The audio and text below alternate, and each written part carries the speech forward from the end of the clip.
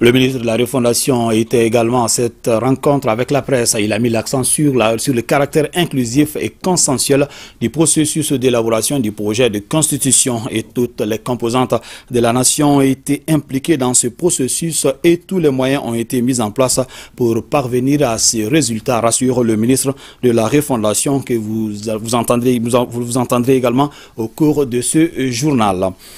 Toujours au cours de cette rencontre, des explications ont été apportées à toutes les préoccupations soulevées par les hommes de médias. Les journalistes apprécient la démarche et promettent de jouer toute leur partition dans la vulgarisation du projet de la nouvelle constitution. Ibrahima Traoré.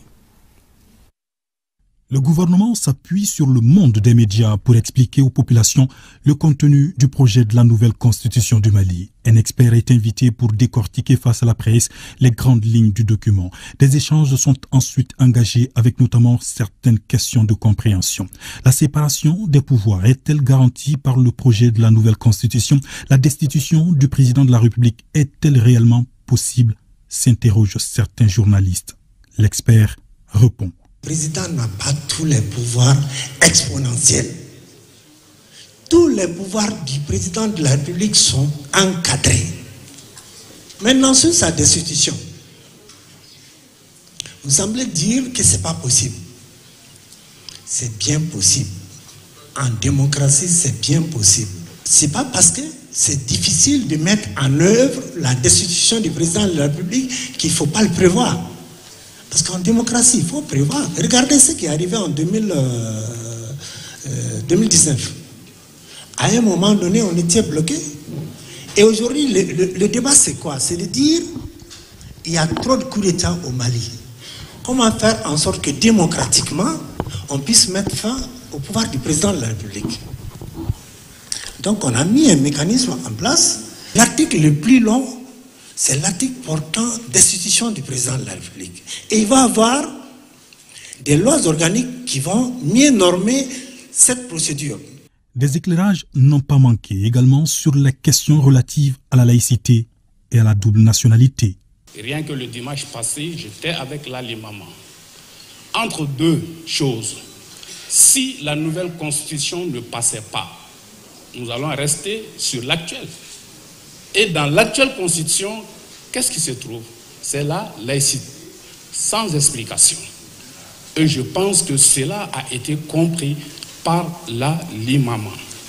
Et aujourd'hui, la structure a décidé de s'en tenir aux déclarations antérieures.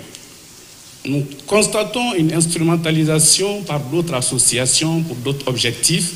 Et Inch'Allah, le peuple a compris et la communauté musulmane a compris les enjeux. Vous savez, dans l'expression, on le dit souvent, les mots ont des poids. Vous savez, le fait de dire que la laïcité est la bête noire, personnellement, je ne pense pas qu'elle soit ni bête ni noire.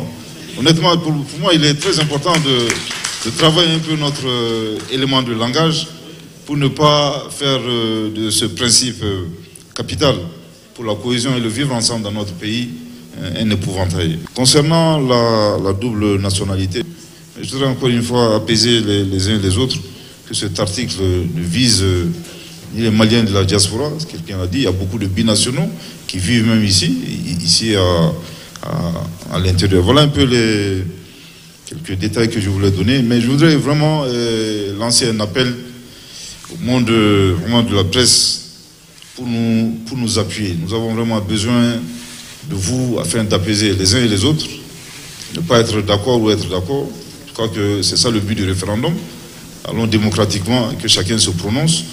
L'exercice est apprécié et salué par les hommes de médias. Organiser cette activité avec la presse, c'est amener la presse à donner la bonne information sur ce projet de constitution. C'est aussi amener la presse à prendre des initiatives qui consistent à faire valoir les expressions plurielles en prenant des initiatives qui consistent aussi à donner la parole aux populations afin qu'elles puissent s'exprimer. C'est une très bonne chose que la presse soit imprégnée de ce projet de constitution. Il faudrait que la presse sache pour qu'elle puisse vulgariser, pour qu'elle puisse expliquer. Il ne s'agit pas de défendre le oui ou le non. Il s'agit de comprendre et d'expliquer où est-ce que le gouvernement veut nous amener. Nous sommes les hommes de médias, nous sommes le support premier. Parce que qui parle de constitution, qui parle de population, parle des auditeurs, parle des téléspectateurs. Donc c'est le moyen le plus facile, le plus rapide. Tout à l'heure, ils vont dire qu'ils vont distribuer. Ils vont aller dans les villages et les contrées. Nous, assis à Bamako, assis dans un studio, on vulgarise, on touche tous les pays sans bouger. La tenue du référendum à date ou encore le bon déroulement du scrutin dans les zones d'insécurité sont aussi des inquiétudes soulevées.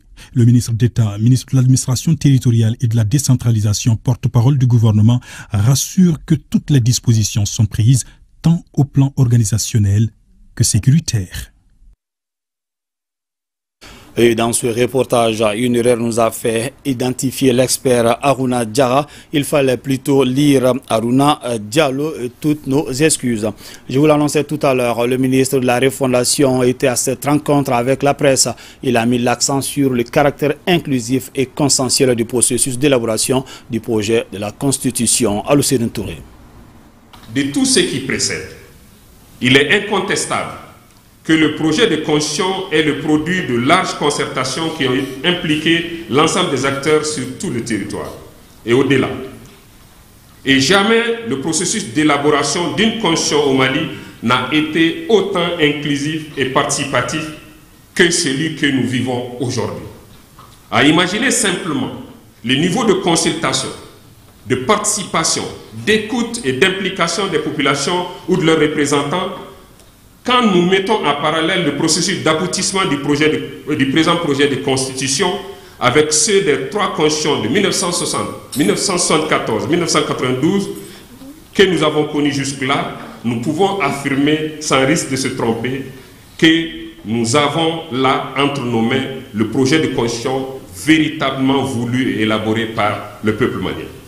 D'ores et déjà, nous saluons l'engagement patriotique et l'engouement nourri des forces vives maliennes, de l'intérieur et à l'extérieur, qui se sont déjà mises à la tâche pour partager le contenu novateur et fécond du projet de constitution à travers débats, forums populaires, meetings, conférences, émissions médiatiques dans toutes les langues nationales.